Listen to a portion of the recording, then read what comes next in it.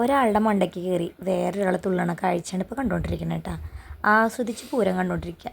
അപ്പോൾ ഇതാ പോപ്പർ ചേട്ടൻ അടുത്ത പോപ്പറിനായിട്ടുള്ള കോപ്പ് ഒരുക്കിക്കൊണ്ടിരിക്കുക. ഇപ്പുറത്തെ സൈഡിൽ റോസും വെള്ളയാണെങ്കിൽ അപ്പുറത്തെ സൈഡിൽ നീലയും ചുമപ്പാണ് കേട്ടോ.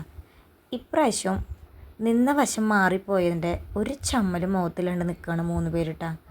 എന്നാൽ പിന്നെ നമുക്ക് ഇവിടെ നിന്ന് ഇങ്ങോട്ട് പോരാം, ശിങ്കാരിമേളത്തിൻ്റെ അവിടെ പോയി ഒരു പിടി പിടിക്കാമെന്ന് പറഞ്ഞ് അങ്ങോട്ട് നടന്നു.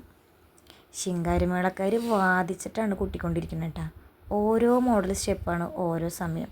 ഞങ്ങൾ ചുറ്റും നടന്ന് ഇവരുടെ ഓരോരുത്തരുടെയും മൂവ്മെൻറ്റ്സൊക്കെ നല്ല പോലെ പകർത്തിയെടുത്തു. വരുന്ന വഴിയിലിതാ ദേവുവിൻ്റെ ബെസ്റ്റ് ഫ്രണ്ട് നിയ. ഇവരൊരു തരം വാടാ പോടാ ബന്ധമാണ് കേട്ടോ. കല്ലിങ്ങൽപ്പാടം നിയേറെ തട്ടകാണ്. ആന പതുക്കെ അമ്പലത്തിലൂടെ നടക്കാൻ തുടങ്ങി, ഞങ്ങളും പുറകിൽ. പല സ്ഥലത്തു നിന്ന് ആന ഓരോന്നോരോന്ന് തിന്നുകൊണ്ടിരിക്കുക. അതുപോലെ തന്നെ പല സ്ഥലങ്ങളിൽ നിന്ന് ഞങ്ങൾ ഓരോന്ന് തിന്ന് അവസാനം തട്ടിമുട്ടി അമ്പലത്തിലെത്തി. ആനദാ എഴുന്നള്ളിപ്പോട് കൂടി തേടമ്പൊക്കെ ശിരസിലേറ്റി ഗജവീരൻ്റെ ഭാവത്തിൽ നടന്നു വരിക. ഇതാണ് ശരിക്കൊരു ആനച്ചന്തല്ലേ. തേടം പേറ്റിയ ആനേനെ എവിടെ വെച്ച് കണ്ടാലും ആരും ഒന്ന് നോക്കി നിന്ന് പോലെ ആ ഒരു ഭംഗി തന്നെയാണ്. കരിങ്കാളിയാണ് കേട്ടോ ഈ അമ്പലത്തിലെ പ്രധാന പ്രതിഷ്ഠ.